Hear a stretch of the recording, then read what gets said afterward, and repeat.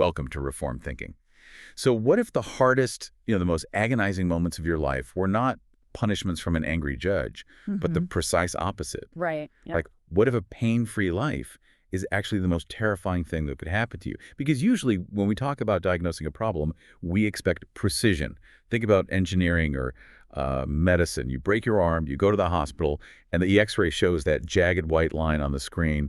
The doctor just points at it and says, there is the fracture. Yeah, it is binary. The bone is broken or the bone is not broken. It's a clean, objective fact that anyone can see, and there is a prescribed method for fixing it. And there is a certain comfort in that visual evidence. We like things to be visible. We like things to be categorized neatly in a file folder. We want a clear cause and a clear effect. Sure, humans love cause and effect. Right. But then you step into the world of personal suffering. You face a massive life hurdle, a sudden financial collapse, a health crisis, or even just a long string of brutal everyday frustrations. Suddenly, that X-ray machine is broken. We're looking at a diagnostic landscape that is entirely murky. It is incredibly murky. When things go wrong in life, human beings instinctively try to diagnose the reason why. We desperately want to know the cause of the pain so we can make it stop. So today, we're doing a deep dive into an 1855 sermon by Charles Spurgeon titled Chastisement, based on the text of Hebrews chapter 12, verse 5. The mission of this conversation is to unpack a paradigm-shifting way to look at personal suffering, hardship, and divine discipline. Yeah, and this specific text completely rewrites the diagnostic manual we normally use for our own pain.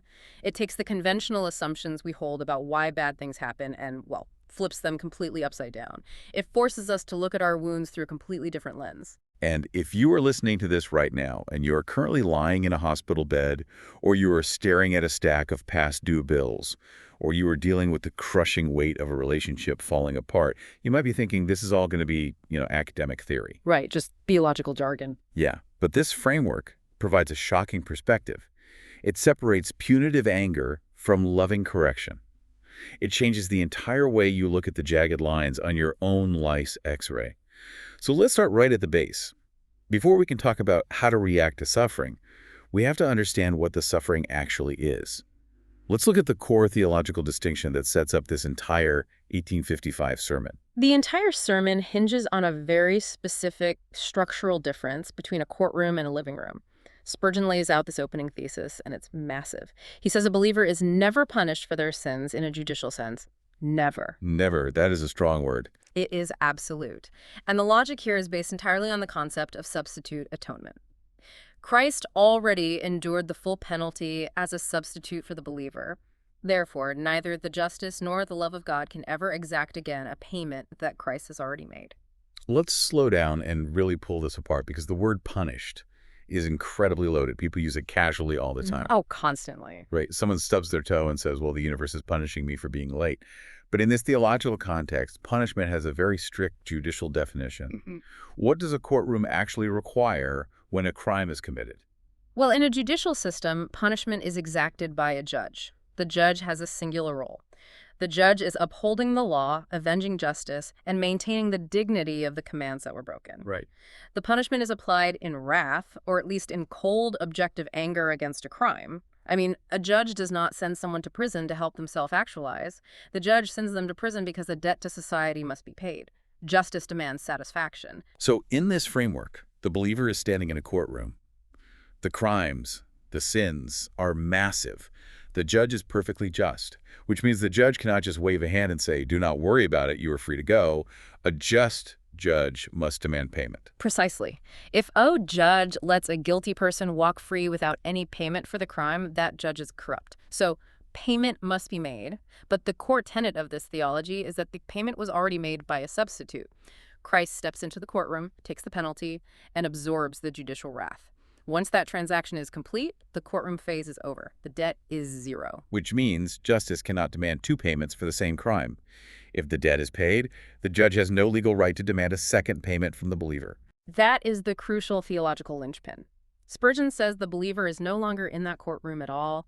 The gavel has fallen, the case is closed, and the believer walks out the door. But they do not just walk out into a void, they step into a new relationship. That of a child to a parent. They walk out of the courtroom and into the living room. So believers do not face punishment from a judge, they face chastisement from a parent. Okay, so the suffering itself might look the exact same from the outside, Yeah. right? If a person loses their job, the bank account drains to zero, and the stress is keeping them awake at night, the physical and emotional reality is identical. That is where the friction happens in our minds. The suffering might feel identical in intensity. A person who is being judicially punished and a person who is being chastised as a child might endure the exact same amount of physical or emotional pain in this life. A broken leg hurts just as much whether you are a criminal or a beloved child. Right. Pain is pain. Yeah. But the difference lies entirely in two things: the mind of the punisher and the relationship to the person. The mind of the punisher. That is a fascinating phrase. What is happening in the mind of the judge versus the mind of the parent? Punishment is for God's justice and glory. Chastisement is for the believer's profit. Punishment is applied in wrath, to destroy or to penalize. Chastisement is applied in love, to correct and to heal. Spurgeon uses this incredibly vivid imagery to drive the point home. He says that before the rod of correction is laid on the believer's back, it has been baptized in deep affection. Baptized in deep affection. That is a striking image. It suggests premeditation, too. The parent does not just fly off the handle and swing wildly. No, not at all. The rod is carefully prepared. It is dipped in affection before it ever makes contact. But I want to push back on this on behalf of someone listening right now. Yeah. Let us bring this out of 19th century theological language and into the real world. Okay, let's do it. If a severe illness or a sudden financial collapse feels precisely the same, whether we call it punishment or chastisement, how does changing the label actually help a person lying in a hospital bed? If the pain is a level 10 either way, does the vocabulary really matter? Are we just playing word games with suffering? It is not a word game at all. It matters immensely because of the psychological weight of guilt. Think about what happens in the human mind when severe suffering hits. The immediate default setting for almost everyone is, God is paying me back for my sins. God is finally angry with me for that thing I did 10 years ago. Right, that immediate self-blame. Yes, and that specific thought produces absolute despair. It makes you want to hide. Like a criminal trying to hide from the judge. You duck your head, you avoid eye contact, you hope the judge does not look too closely at your file. You are terrified. Right. And fear paralyzes you. But if you remove that idea entirely, if you establish that God cannot be punishing you in wrath because that wrath was already poured out on Christ in the courtroom, then the despair evaporates. You are freed from the crushing weight of punitive guilt. Instead of cowering from a judge's wrath, you look up at a parent's face. So even if the parent's face looks stern, there is no hatred behind it. Spot on. Spurgeon makes the point that even if God's brow seems ruffled, there is no hot displeasure in his heart toward the believer. Removing the fear of wrath completely changes the patient's posture in that hospital bed. Instead of saying, I am being destroyed because I am hated, the patient says, I am being corrected because I am loved. Therefore, there must be a lesson here, there must be a profit. You stop running away from the pain and you start looking for the purpose inside of it. That shift from hiding to learning is huge. It takes the suffering from being a random act of cosmic cruelty and turns it into an intentional surgical procedure. But that brings us to a massive practical problem. Once we accept that this suffering is loving discipline, that it is the rod of the covenant baptized in affection, we still have to figure out how to handle the actual pain. Which is not easy. Not at all. And Spurgeon warns that human beings are terrible at handling this correctly. We tend to swerve wildly out of control. He warns of two opposite dangerous reactions. We have to steer past two extremes. Yes. Spurgeon introduces this fascinating concept regarding human failure. He says, evils always hunt in couples, sins always go in a leash. Sins always go in a leash. That phrasing paints such a vivid picture. I see two vicious dogs chained together, pulling you in opposite directions. You try to get away from one, and the other one bites you. That is the dynamic he is describing. When facing the rod of chastisement, there are two primary dangers pulling at you. The first is despising the rod, which is rooted in human pride. The second is fainting under the rod, which is rooted in despair. Spurgeon compares this to steering a ship between a rock on one side and a whirlpool on the other, Scylla and Charybdis from ancient classical mythology. It makes me think of walking a narrow mountain pass. What? You have a sheer, solid rock wall going straight up on your left and a sheer drop-off into a canyon on your right. Falling off the left side, smashing into the rock of pride, is just as lethal as falling off the right side into the canyon of despair. Exactly. But why is it so incredibly difficult for human nature to just stay in the middle? Why do we instinctively gravitate toward these extremes the second we are put under pressure? Well, when pressure is applied, our natural defense mechanisms kick in, and defense mechanisms are rarely balanced. We tend to overcorrect. If we feel threatened by the pain, our ego takes over. We puff out our chests, we grit our teeth, and we try to prove our self-reliance. We say, I can handle this. I do not need to learn anything from this. This cannot break me. That is despising the rod. We harden ourselves against the lesson. And the opposite reaction. Conversely, we feel the immense weight of the pressure, and we completely collapse. We refuse to move. We say, I am totally crushed. I can do nothing. This is the end of the world. We let the pain completely define our identity. That is fainting. We lose all hope and start trying to walk the path. If we look at modern culture, this dynamic feels highly relevant. It seems like modern society actively pushes us toward these two specific extremes. On one hand, you have this relentless demand to loudly project resilience. Oh, the hustle culture mindset. Yeah, the idea that you must immediately conquer every setback, turn your trauma into a triumph by Tuesday morning, and never show a single moment of weakness. No days off, grind through the pain. That is essentially despising the rod. It is refusing to sit still under the correction and actually feel the weight of it. And on the other hand, you have a growing cultural trend that encourages total victimization.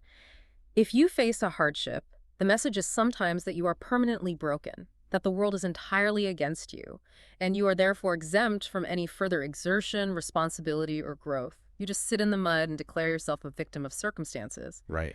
That is fainting under the rod.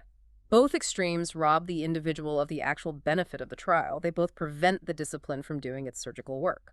So we need to carefully map out these two dangers so we know what they look like in everyday life. Let us break down that first danger, despising the rod. Spurgeon identifies 5 distinct ways we commit this error. We do not just do it one way. Human pride is very creative. It really is. I want to start with the most common one, the one that probably trips up almost everyone listening to this: complaining, or as the text calls it, murmuring. Murmuring is the immediate involuntary reflex of a proud heart. Spurgeon compares the believer feeling the first blow of the rod to an unbroken colt. He references Ephraim in the Old Testament rearing up against the collar. Think about a wild horse that has never worn a harness. The first time the collar goes over its neck and it feels a restriction, the reaction is violent. It kicks, it rears up, it fights the restraint. Because it believes it should be completely free to roam wherever it wants. It sees the collar as an enemy to be destroyed. Right. And the first time a child of God feels the restriction or the sharp sting of a trial, the immediate reaction is to kick at it. The heart asks, why am I thus afflicted? What have I done to deserve this? This is entirely unfair. And it does not just stop at questioning the fairness.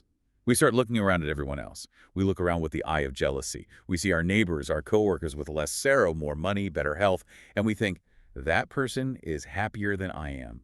Why do they get a free pass while I am suffering? We assume our condition is the worst possible scenario. We claim to be the most afflicted of all people. This murmuring is not necessarily spoken aloud in a defiant shout. It is often the quiet, cynical thought running constantly in the background of our minds. It is a slow leak of bitterness. And it ties directly into the second way we despise the rod, which is claiming the trial is of no use. We dismiss its value entirely. This brings up what I would call the myth of good providence. Spurgeon really dissects our modern habit of how we use that word, and it exposes a lot of hypocrisy. It is a brilliant observation. We generally only call good things a providence. Spurgeon gives a very practical example. He says, if your grandfather dies and leaves you 500 pounds, you look up and say, what a merciful providence. Or if you avoid a terrible carriage accident by mere seconds, you say it is a wonderful providence. We attribute the good luck to God's careful sovereign planning. Yes. But Spurgeon asks the uncomfortable question. Suppose you lose 500 pounds in a bad business deal. Is that not a providence? Suppose your business completely fails, or you actually do break your leg in the accident. We suddenly stop using the word providence. We call it bad luck or an attack from the enemy or just a tragedy. We refuse to attach God's sovereign planning to the broken leg. But if the one thing is ordered by God, so is the other. To say that a prosperous event is a brilliant providence, but an adverse event is useless, random, or purely destructive, is an act of sheer arrogance. It is a finite human mind standing up before the maker of the universe and telling him that his dispensations are unwise. It is telling the divine surgeon that his methods are wrong. It is like telling the doctor that the scalpel is a useless tool just because it cuts the skin. You are completely ignoring the tumor the scalpel is trying to remove. I want to highlight 2 vivid examples Spurgeon gives here to help us visualize this concept of finding value in the pain. First, he brings up a historical practice regarding Roman slave emancipation. Yes, in the ancient Roman world, when a master or an emperor decided to set a slave free, the ritual involved a physical strike. The emperor would strike the slave on the head, sometimes a rather hard blow, and simultaneously say, "Go free." That physical blow was the literal token of liberty. It was the legal marker of their emancipation. Wait, they actually hit the slave, so the pain of the strike was the mechanism of release. Right. It stung, but it meant freedom. If the slave complained about the headache, they were completely missing the point that they no longer wore chains. Wow. So the pain was the receipt for freedom. It requires a massive shift in perspective. You have to look past the immediate sting of the strike and see the freedom it purchases. And the second example is much more poetic. Spurgeon talks about the natural world to make his point. He says God brews light in the dark, he fashions diamonds in deep black mines, and he makes pearls in the dark beds of the sea. It requires the darkness and the crushing pressure to create the immense value. If you remove the pressure, you just have a lump of coal. Exactly. But I want to push back on this murmuring point for a moment. This sounds very stoic. Isn't a groan just a natural human reflex to pain? If I am hammering a nail and I miss and hit my thumb, I am going to yell. If my heart gets broken, I am going to cry. At what point does a natural, involuntary ouch cross the line into the arrogant murmuring that Spurgeon is so strictly condemning? Are we not allowed to feel the pain? That is a vital distinction, and we must not confuse the two. There is a massive difference between expressing grief and harboring a cynical, resentful spirit. The biblical texts are full of people expressing intense, agonizing grief. Look at the Psalms. Tears are entirely natural. A groan of physical or emotional pain is the body's natural response to trauma. God does not demand that we act like unfeeling robots when the rod strikes. So the ouch is completely fine. The tears are fine. Yes, the groan crosses the line into murmuring when it becomes an accusation. It is when the groan turns into a firm statement that God is cruel, unjust, or unwise. It is the prideful spirit that says, "I know better than the Creator how my life should be managed. I would have written a better script than this." It is a spirit that looks at the deep mine and says, "There is no diamond down here, only worthless dirt," refusing to trust the process. So complaining and completely dismissing the usefulness of the trial are the first two ways we despise the rod. We kick against it and we say it's a waste of time. But complaining is not the only way we despise correction. Sometimes we despise it by being deeply embarrassed by it or by completely missing the point of why it was applied in the first place. Let us move to the second part of this danger, dishonor, deafness, and dismissing others. What is the third way we despise the rod? The third way is thinking it is dishonorable to be persecuted or chastened. Spurgeon brings up the scenario of a young person in the workplace or society who faces mockery for their faith. Initially, they might bear it, but eventually they start to feel it as a disgrace. They feel a loss of respectability among their peers, and they begin to retreat. They hide their convictions. They despise the affliction because they view it as a mark of shame, a sign that they are losing status in the world. To counter that feeling of embarrassment, Spurgeon unpacks this incredible analogy of the standard bearer in ancient warfare. We need to explain what a standard bearer was because it completely flips the script on what we consider honorable. In ancient armies, the standard bearer carried the heavy flag or the crest of the king into battle. The standard was the rallying point for the entire army. Now, the greatest honor for a veteran warrior was not to be placed on the safe, quiet edges of the skirmish where nothing was happening. The bravest fighters wanted to be in the absolute center, right where the standard was raised. Because that is where the enemy concentrated all their fire. If you take down the standard, you break the morale of the army. So the enemy archers are aiming specifically at that spot. Right. That is where the shafts flew the thickest. That is where the lances fell like hail. The warrior gloried in the fact that he was trusted by his king to stand in the hottest, most lethal part of the battle. He did not look at the arrows flying at his head and think, "The king hates me." He thought, "The king trusts me with the most critical position on the field." It totally changes how you view opposition. Yes. If you are catching arrows, it means you are in the center of the field where it matters most. Right? It is a badge of absolute honor, not a mark of shame. You are not being pushed to the margins, you are being placed in the vanguard. Which leads right into the fourth way we despise the rod, failing to amend our behavior. Spurgeon calls this the deaf soul. The deaf soul. This is the person who gets the warning, feels the strike, but just puts their head down and keeps walking toward the cliff edge. He references Eli from the Old Testament book of Samuel. God sent a severe warning to Eli about his failure to reprove his corrupt sons. The text says God gave a warning that would make his ears tingle. It was a sharp, clear rebuke. But Eli did not change his behavior. He kept on the exact same as ever. He heard the warning. He might have even felt bad about it for a moment, but he took no action. Wow. And because he ignored the gentle blow of the warning, a devastating, fatal blow came later. His sons were killed in battle, the ark was captured, and his chance to reform his house was permanently gone. It is the absolute tragedy of an unsanctified trial, a trial that is entirely wasted because the person refused to listen. It brings up this highly relatable analogy of the stone in the shoe. We all know that specific feeling. You are walking along the sidewalk and you feel a sharp rock slip under your heel. But you are in a hurry. You have places to be. So instead of stopping, you just shift your weight slightly. Yeah, we've all done that. Right? You start walking with a strange limp to avoid putting pressure on the heel. You walk a mile, maybe 2 miles, in constant irritating pain simply because you will not stop, sit down, and take 5 seconds to take the shoe off and find the stone. That is precisely what Spurgeon is getting at. Human busyness and pride keep us limping. Many people walk with a spiritual limp for years because they will not stop to find the hidden sin, the bad habit, or the error causing the pain. The chastisement, the pain in the heel, is meant to make you sit down and take off the shoe. It is designed to force a pause. If you just keep limping, you are despising the correction. You are ignoring the very reason the discomfort was sent in the first place. You are enduring the pain but refusing the cure. He also shares a humorous anecdote in this section that I think perfectly captures how we should handle the stone once we find it. It is a story about a countryman who was being tormented by his past mistakes, the things he had done wrong. He felt the guilt weighing him down constantly. Yes, the countryman finally got tired of the devil accusing him of all his past failures. So he told the devil that he had transferred all his business, bad debts and all, to Jesus Christ. He said, "I made a transfer of the whole concern to him. Go tell my master about them. Do not bother me." It is a rough, unpolished country way of saying it, but it captures the absolute freedom of justification. It really does. It shows that taking the stone out of the shoe does not mean you have to wallow in the guilt of having had the stone in the first place. You address the failure, you confess it, you hand the bad debt over to the master who took on your liabilities in the courtroom, and you walk free. You do not let the enemy use your past failures to keep you in a perpetual state of torment. You deal with it and move forward. That brings us to the fifth and final way we despise the rod. And this one stings quite a bit because it is so incredibly common in our communities. We despise the chastening of the Lord when we despise other people whom God is chastising.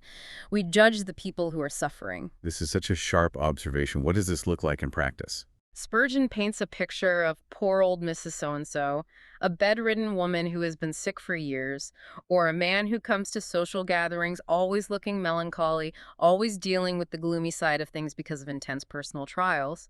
The natural, unspoken reaction of the community is often to avoid them. People whisper, "It would be happy release if she passed away," which, frankly, often means a release for the people who have to spend time caring for her. Oh, that's heavy. Or they avoid the melancholy man because they prefer lighthearted, easy company. They do not want their fun afternoon ruined by someone else's heavy burdens. I really want to zero in on this point. Why do we instinctively want to avoid people who are suffering? Is it just simple inconvenience, or is it something deeper? Is it because their affliction actually threatens our own sense of comfort and security?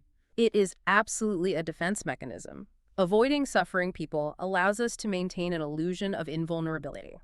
We prefer the amount of assurance, the sunny, cheerful spaces where everyone is healthy and wealthy. Sitting with someone in the dark valley of affliction requires us to confront our own fragility.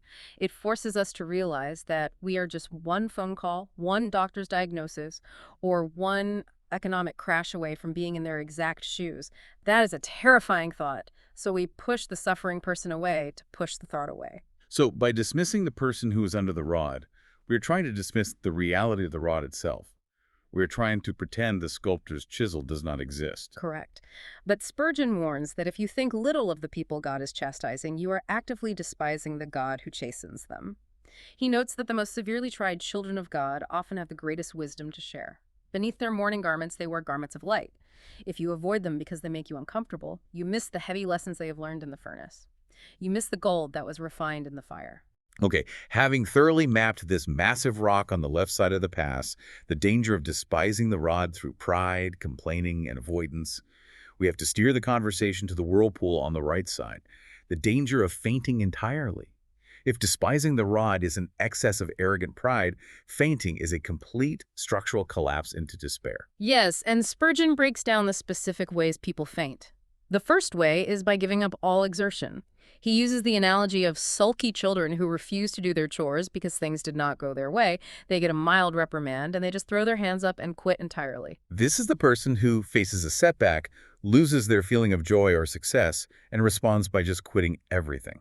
They resign from their volunteer positions, they stop engaging with their community, they stop trying to improve their situation. They just sit there, motionless, letting the world pass them by. Spurgeon uses another great analogy from the agriculture and transportation of his day. He talks about a jibing shaft horse.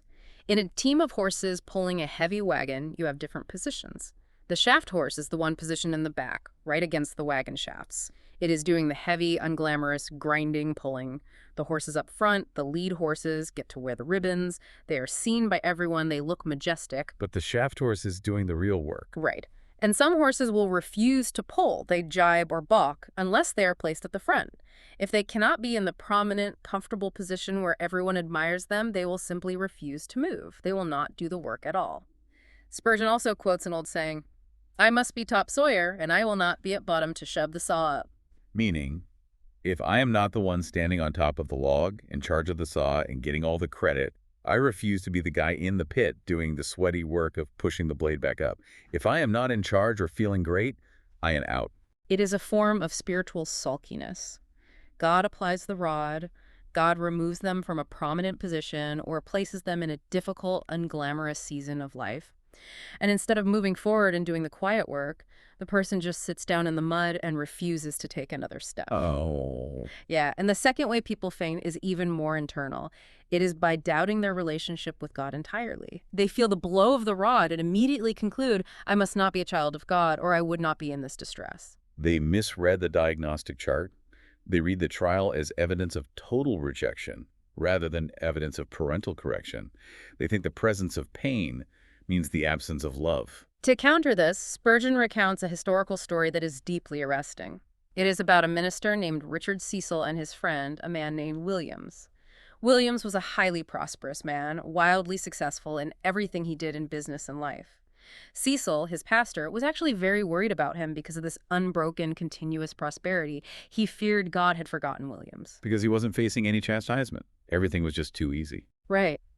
Then, one day, Cecil calls on Williams at his home and finds the man weeping bitterly over a dying child. And Cecil's reaction is startling. He says to his grieving friend, "Thank God, I have been anxious about you. I was afraid my father had forgotten you, but I know he recollects you now." We have to pause here. We have to really unpack this because this sounds incredibly jarring, almost monstrous to modern ears. Yeah. Walking into a room with a grieving father and a dying infant and saying, "Thank God." Yeah, it's intense. If someone did that today, they would be thrown out of the house and shunned by the community. How do we process that today without seeing Cecil as incredibly cruel? It is shocking, and it is meant to be shocking. To process it, we have to grasp the heavy theological reality Cecil is operating under. In this framework, untouched, continuous prosperity is terrifying. It is terrifying because it implies abandonment. If a father lets a child run wild, do whatever they want, make terrible decisions, and never once corrects them, it is not a sign of love. It is a sign of complete neglect. It makes me think of a parent who has just completely given up on a rebellious teenager. They just throw their hands in the air and say, "Do whatever you want. I do not care anymore. Ruin your life." The lack of rules is actually the ultimate punishment. Exactly. So for Cecil, seeing his friend finally experience a severe, heart-wrenching trial was tangible proof of divine adoption. It was proof of divine attention. He was not glad the child was suffering. He was relieved that his friend was not abandoned by God. The suffering was evidence that the Father was actively working in Williams's life, that the sculptor was still chipping away at the stone, refining him for eternity. That reframes the entire concept of hardship. It makes the lack of hardship the thing to be feared. It suggests that if your life is perfectly smooth, you might be the unbroken colt that has just been turned out into the wilderness and left to its own devices. That is a chilling thought. And what is the third way people faint under the rod? The third way is fancying that one will never escape the trouble. The feeling of being permanently, hopelessly trapped. A person wrestles with a trial for months or years. Deliverance does not come on their timeline, and they conclude it never will. They give up all hope of ever seeing the sun again. Spurgeon gives a couple of great mental strategies for this, right? He offers an antidote to feeling trapped in the dark. He uses the image of a man lost in a massive dark wood. If you are wandering in a forest and you cannot see your way out, what do? You do not just sit down against a stump and wait to die. You climb the highest tree you can find to get a vantage point, to look over the canopy and see the sweet fields beyond the edge of the forest. He says we should climb a promise like a tall tree. Get above the immediate darkness of your current situation to see the broader landscape of what has been guaranteed to you in the future. You elevate your perspective above the immediate pain. And if you cannot climb, what if you were too exhausted to climb the tree? Then you act like Samson in the book of Judges. When Samson was blind and mocked, he grasped the massive pillars of his affliction and pulled the whole house down around the heads of his enemies. Spurgeon says we should grasp the pillars of our trials and use them to pull down our own sins. You take aggressive action against the despair. You do not just sit passively under it. It is about active endurance. Recognizing that the fetters on your hands might be too strong for your fingers to break, but they are absolutely nothing against the hammer of providence. You trust that the same hand that applied the rod will eventually break the chains. Up bottom. So, we have steered past the rock of despising the rod and the whirlpool of fainting under it. But if you are listening to this, and you still feel singled out by your suffering, like you are the only one catching this intense, relentless discipline, Spurgeon has one final rhetorical flourish. He wants to prove that you are in very good company. Let us look at the universal brotherhood of the rod. Spurgeon initiates this grand roll call across history.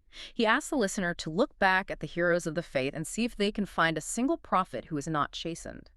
He lists Abraham, who had to wait decades for a son and then was asked to sacrifice him.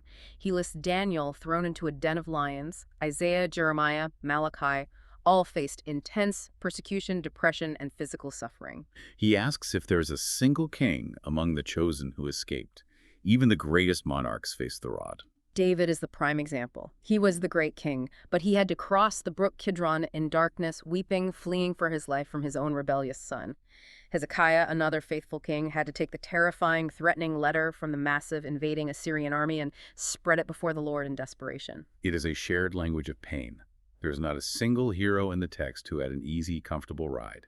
And then he points to the highest example, the Son of God himself.